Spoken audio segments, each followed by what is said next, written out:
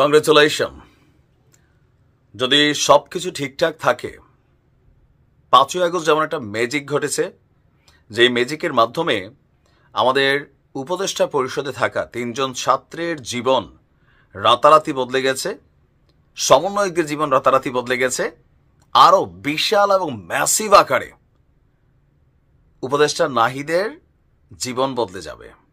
একটা ইতিহাসও তৈরি হইতে পারে, কারণ বাংলাদেশ সব সম্ভবের দেশ।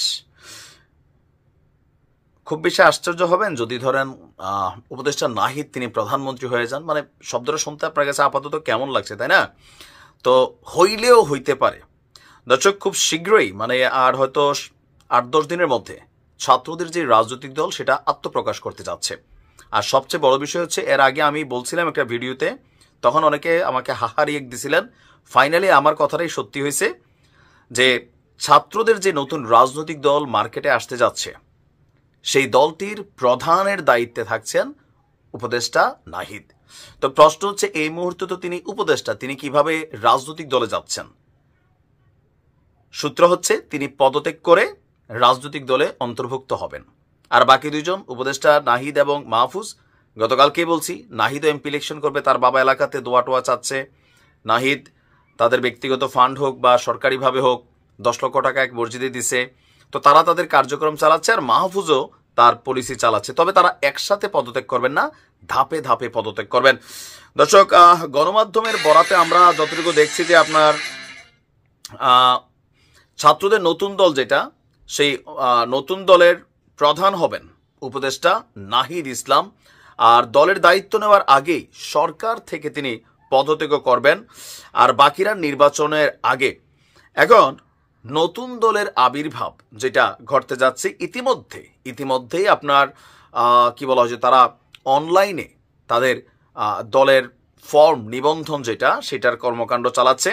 আর এর পাশাপাশি জনগণের কাছে যে দলটা কেমন হওয়া উচিত, এই দলের কাছে তাদের প্রত্যাশা কি, মানে মানুষ সামনে কি চাচ্ছে, তারপরে যে পরিবারতন্ত্র রাজনীতি বিএনপি বা আওয়ামী লীগের মধ্যে, জাতীয় পার্টির মধ্যে আছে, সেই পরিবারতন্ত্র রাজনীতির বাইরে কি চাচ্ছে, এই সকল কিছু মিলিয়ে তারা কিন্তু তাদের এই রাজনৈতিক দলটাকে ঢেলে সাজাতে চাচ্ছে। তবে তাদের প্রতি জনগণের আকাঙ্ক্ষা বা জনগণের কি বলে যে ট্রাস্টের ইস্যুটা কতটুকু, সেটা আমরা নর্মালি বোঝার সুযোগ নাই। সেটা শুধুমাত্র ভোটের মাধ্যমেই সামনে আসবে। যদিও ছাত্ররা শঙ্কিত যে তারা কয়টা সিট পাবে, কিন্তু ডক্টর ইউনূস বলছে তোমরা নামো। আর এটা নিয়ে বরাবরই বিএনপি এতদিন কথা বলছিল যে রাষ্ট্রীয় পদপদবি ব্যবহার করে আপনারা মানে সব দিকে নিজেদেরকে গোছাচ্ছেন, তারপর ঠিক ইলেকশনের আগ মুহূর্তে পদত্যাগ করবেন। আবার বিপিনুরও বলছিলেন ওদিন এই কথা, বিপিনুর আবার রাশেদ একই কথা বলছিল যে পদত্যাগ করবেন ক্ষমতায় যাওয়ার জন্য, কারণ ওই দলটা ক্ষমতামুখী দল হতে যাচ্ছে। ছাত্ররা আশাবাদী যে তাদের রাজনৈতিক দলকে মানুষ সমর্থন করবে, পাশাপাশি তাদের অল্প বয়সের পোলাপাইন যেন নির্বাচনে আসতে পারে, এমপি ইলেকশনে আসতে পারে। তো সেই জন্য কিন্তু সংবিধানেও 25-এর পরিবর্তে এমপি হওয়ার যোগ্যতা 21-এ নামায় দেওয়া হয়েছে। তবে এখানে যতগুলো ছেলে আছে, ঠান্ডা মাথার খেলোয়াড় হচ্ছে আমার কাছে মনে হচ্ছে নাহিদ।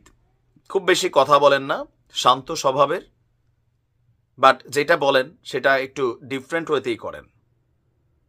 আর আজকে আমরা দেখছি সার্জিস এবং হাসনাতের সাথে নাহিদ ইসলামের একটা ছবি প্রকাশিত হয়েছে। It's a iconic message. তো আপনাদের কি মনে হচ্ছে? বাংলাদেশের ইতিহাসে অনেক রাজনৈতিক দলের আবির্ভাব ঘটছে, বাট প্রথম ধাপে আইসে তারা রাজনীতিতে খুব যে সফল হয়েছে তার ইতিহাস কিন্তু নাই। তবে কিংস পার্টি হিসাবে অনেকে সফল হয়েছে, কিংস পার্টি হিসাবে, কারণ বিএনপি এক সময় কিংস পার্টি ছিল, তো বিএনপি ক্ষমতার স্বাদ কিন্তু পাইছে। আর এরশাদ যখন ছিলেন কিংস পার্টি ছিলেন, ক্ষমতার স্বাদ পাইছেন। এখন ছাত্রদেরটা আপাতত আমরা হয়তো নির্বাচন হবার পরেই বুঝতে পারবো যে কি পরিমাণ জনসমর্থন ভোটের মাঠে তাদের আছে। বাট আমি আমার জায়গা থেকে কংগ্রেচুলেশন জানাই, বাংলাদেশে নতুন রাজনৈতিক দলের দরকার আছে। যখন আপনার হাতে একাধিক চয়েস বা অপশন থাকবে, তখন প্রত্যেকে আপনার কাস্টমার হিসাবে, ভোটার হিসাবে মূল্যায়ন করবে। আর নয়তো ওই যে একটা ট্রেন্ড থাকে যে আওয়ামী লীগের পরে বিএনপি আসবে, বিএনপির আওয়ামী লীগে আসবে, আর জামাত ইসলাম বা জাতীয় পার্টির মতন তারা জোট বাইদা যাইতে হবে। তো দেখা যাক কি হয়। বাট কংগ্রেচুলেশন নাহিদ ইসলাম, ভালো থাকুন।